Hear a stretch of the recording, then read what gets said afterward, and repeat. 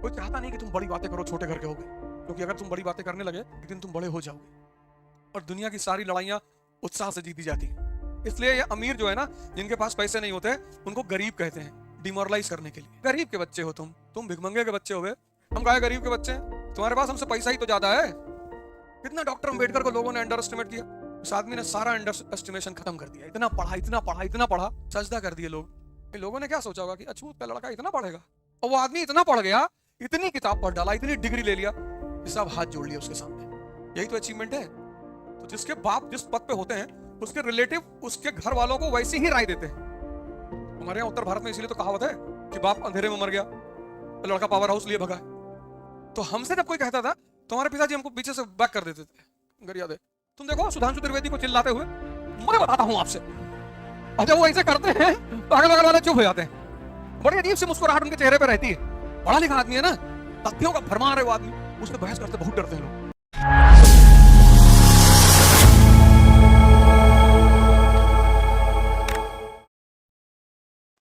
योग्यता किसी कागज में थोड़ी लिखी हुई है कि भैया ये 99% पाए थे 10+2 में, बहुत टैलेंटेड है, कोई फर्क नहीं पड़ता। हमारे घर में लोग आते थे तो जिसके बाप जिस पद पे होते हैं उसके रिलेटिव उसके घर वालों को वैसी ही राय देते हैं। अगर तुम्हारे पिताजी बैंक के बाबू हैं फॉर एग्जाम्पल, और तुम्हारा रिश्तेदार तुम्हारे कोई घर आया जो डीएम उम है, और तुमने उससे कहा कि मैं भी डीएम बनूंगा, तो वो जानते हो तुम्हारे घर वालों से क्या कहेगा? पहले तो आएगा ही नहीं, लेकिन अगर आ गया तो तुमसे ही कहेगा पहले बैंक बैंक दे लो, पहले थोड़ा बेस कुछ एक नौकरी हाथ में ले लो। डीएम उम की नौकरी ऐसे लगती नहीं है जल्दी। हमारे यहाँ उत्तर भारत में इसीलिए तो कहावत है कि बाप अंधेरे में मर गया, लड़का पावर हाउस लिए भगा है। तो हमसे जब कोई कहता था तुम्हारे पिताजी हमको पीछे से बैक कर देते थे, अगर याद है। वो हमको कभी कुछ नहीं कहते थे।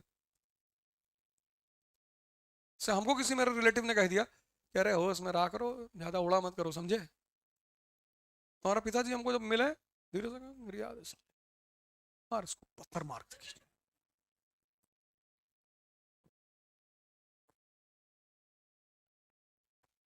कोई चाहता नहीं कि तुम बड़ी बातें करो, छोटे घर के होगे, क्योंकि अगर तुम बड़ी बातें करने लगे तो एक दिन तुम बड़े हो जाओगे। जो विचार तुम्हारे मन में 24 घंटे चल रहा है तुम वहीं तो पहुंचोगे। तुम्हारा अगल बगल हर आदमी चाहता है कि तुम डरे रहो। जब बड़े विचार पनपेंगे ही नहीं तो तुम बड़े बनोगे कैसे? सोचो तुम्हारे अंदर वो विचार ही नहीं है तो वो तुम बनोगे? सीड ही नहीं है। इसलिए खूब बड़ी बड़ी बातें किया करो। हवाई जहाज खरीदना है, एक सोचना अपना खुद का एयरपोर्ट बनवा ले, किया करो। घबराए मत करो, शर्माए मत करो, डरा मत करो, और बहुत सीरियस हो गए। कानपुर के बाहर जमीन देख रहे हैं 300 बीघा, क्यों? एयरपोर्ट बनवाना है। लोग हंसेंगे तुम्हारे ऊपर, हंसने दो।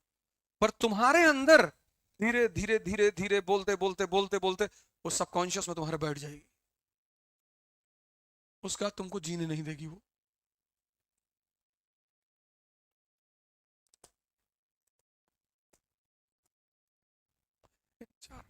अरे हमारे पास पैसा नहीं है, उत्साह तो है।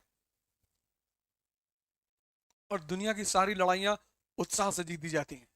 इसलिए ये अमीर जो है ना, जिनके पास पैसे नहीं होते उनको गरीब कहते हैं, डिमोरलाइज करने के लिए। गरीब के बच्चे हो तुम भिखमंगे के बच्चे हो गए।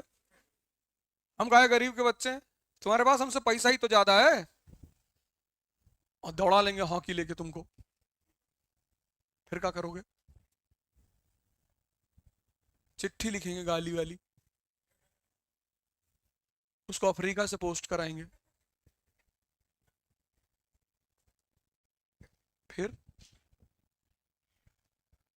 तुम यही सब मेरी बातें जो है बहुत, ये बातें तुम्हें लगता होगा ये बहुत बड़ी बातें हैं। अपने तुम जो तुम्हारा एक स्वाभिमान है ना उसको हमेशा अपने साथ लेके चला करो। कोई तुमसे नहीं बात कर रहा, तुम्हारा रिश्तेदार है डीजीपी है, नहीं बात कर, तुम भी मत बात करो, भगाओ। जब वो तुम्हारे पास उठ के आएगी, और भैया बबलू इतनी देर से सामने खड़े हो, आए नहीं।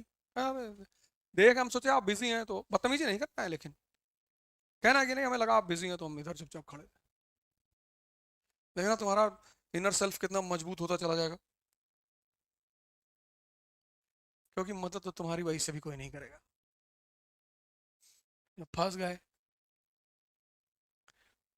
ये देखो, ये है नालायक ब्रिटिश पार्लियामेंट, अंडर एस्टिमेट कर रहे हैं सामने वाले को। कितना डॉक्टर अंबेडकर को लोगों ने अंडर एस्टिमेट किया, उस आदमी ने सारा अंडर एस्टिमेशन खत्म कर दिया। इतना पढ़ा, इतना पढ़ा, इतना पढ़ा, सजदा कर दिए लोग। लोगों ने क्या सोचा होगा कि अछूत का लड़का इतना पढ़ेगा, और वो आदमी इतना पढ़ गया, इतनी किताब पढ़ डाला, इतनी डिग्री ले लिया कि सब हाथ जोड़ लिए उसके सामने। यही तो अचीवमेंट है। तब उस आदमी ने एक मंत्र दिया इस दुनिया में हर परेशान आदमी को, बड़ा शानदार मंत्र दिया कि शिक्षा शेरनी का दूध है, जो पिएगा ताड़। वो बात इतनी चरित्रार्थ, तुम देखो सुधांशु त्रिवेदी को चिल्लाते हुए, मैं बताता हूं आपसे, नहीं देखे तुम? और जब वो ऐसे करते हैं तो अगल बगल वाले चुप हो जाते हैं। बड़ी अजीब सी मुस्कुराहट उनके चेहरे पे रहती है कि रुको रुको। एक डिबेट में कोई प्रवक्ता था एआईएम का, तो उसने कहा कि चार मीनार तुम्हारे बाप ने बनवाया होगा, चार मीनार ताजमहल तुम्हारे बाप ने। बोले यार यार बाप का क्वेश्चन बड़ा प्यारा है। बाबर जो है मंगोल और तैमूर की फैमिली से था, उसका डीएनए हिंदुस्तान के किसी मुसलमान से नहीं मिलेगा। लेकिन अगर तुम बाप मानते ही हो उनको, चलो ठीक, तो पार्लियामेंट कोई ईसाई भारत में कहता है हमारे बाप ने बनवाया? भाई साहब इसे चुपचाप बैठे थे और बोले तुम्हारे बाप जहां से आए थे वो कबीलाई इलाका है, वहां बांस की भी मीनार नहीं है, ये हिंदुस्तान के कारीगरों ने बनाया था। पढ़ा लिखा आदमी है ना, तथ्यों का भरमार है वो आदमी, उससे बहस करते बहुत डरते हैं लोग। एक बॉल डाली बाउंड्री के बाहर और नो बॉल, दूसरी फ्री हिट। देखो तुम्हारे सामने एग्जांपल देख लो सुधांशु त्रिवेदी को, शिक्षा शेरनी का दूध है। अंबेडकर का यह मंत्र हर उस, हम तो हमारे तुम्हारे लिए है। वो मंत्र ऐसा थोड़ी किसी जाति के लिए, वो हमारे तुम्हारे लिए, हम सबके लिए है, क्योंकि उस आदमी ने उसका प्रयोग किया, उसको सफलता मिली। हमें 39 उम्र, 39 साल की उम्र में ब्रिटेन के राजा के सामने खड़े होकर अगला भाषण दे रहा है। Second round table conference, first round table conference. Hindustan के राजा महाराजा की औकात नहीं पड़ रही थी जॉर्ज पंचम के सामने बोलने की। वो आदमी जॉर्ज पंचम के सामने खड़े होकर बोल रहा था, 39 ईयर्स। तो वो हिम्मत कहां से आई थी? पढ़ के ही तो आई थी, और तुम उसी से भाग रहे हो। अंडर एस्टिमेशन मत करो किसी का। ये देखो इतना भारी पड़ गया अंडर एस्टिमेशन ब्रिटेन को कि इन कॉलोनियों से हाथ धोना पड़ा। ब्रिटेन के पास हथियार था, सेना थी, इनके पास उत्साह था, आत्मविश्वास था। डंडे से लड़ रहे थे, डंडे से, बेसबॉल के बैट से लड़ रहे थे। तुम्हारी कार किसी कार से टकरा गई सड़क पे, वो निकला AK-47 लेके, तुमने पत्थर उठा लिया, एक बार तो उस सकते में आ ही जाएगा कि मारना मत बे। अमूमन क्या होगा, सामने वाला भागेगा और तुमने उठा लिया इस तरह, तो वो कहां से लाओगे? वो तुम्हारे अंदर है, बस तुम उसको देख नहीं पा रहे।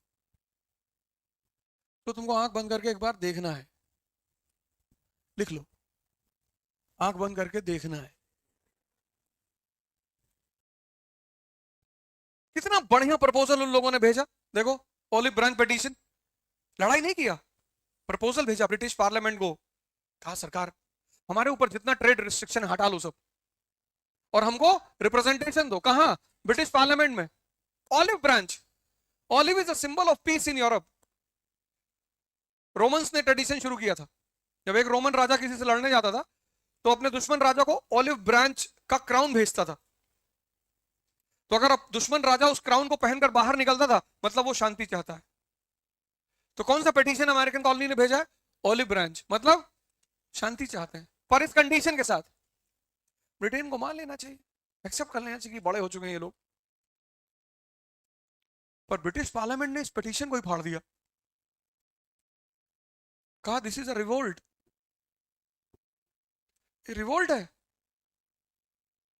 ब्रिटिश पार्लियामेंट ने कहा this is a revolt bye American colonies, military action, सैन्य कार्रवाई करो इनके ऊपर। अब तो इन बेचारों के पास कोई चारा ही नहीं था, अब तो लड़ना ही था, अब तो कोई रास्ता ही नहीं बचा। ब्रिटेन को लगा कि ये स्लम एरिया के लोग, ना इनके पास आर्मी है ना हथियार है, ये कैसे लड़ेंगे हमसे,